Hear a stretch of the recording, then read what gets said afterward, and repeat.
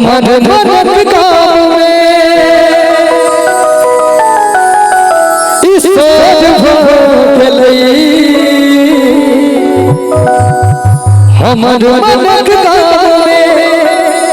ईश्वर भोगलई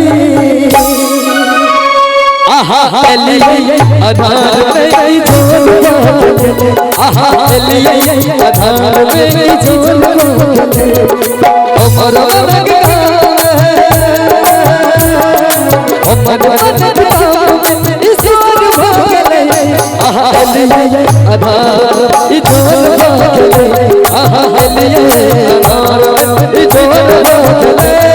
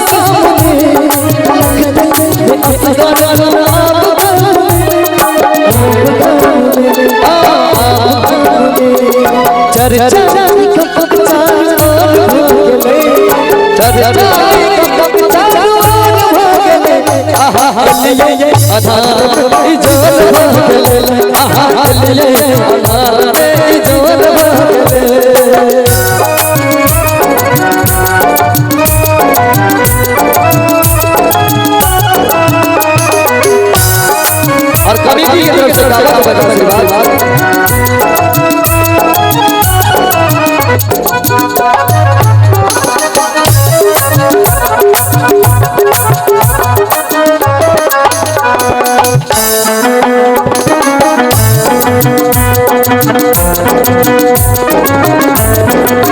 और चाची की तरफ से एक से एक रुपया का आशीर्वाद भगवती खूब खड़े खड़े खड़े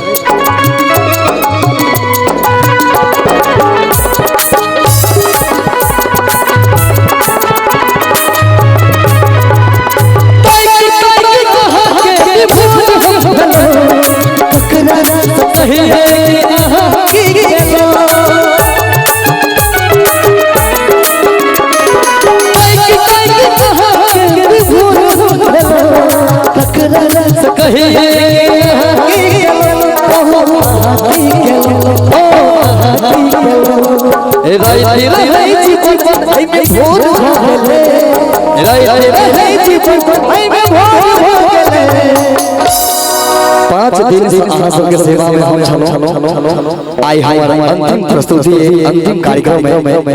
हमरा से कोनो भी तरह शब्द में जाने अनजाने में कोनो तरह त्रुटि भेल दे भाई जी अपन दिल में रखबे अपन भाई भतीजा बुझबे एक बेर हमरा आशीर्वाद में ताली बजा दियो सब बहुत बहुत धन्यवाद हम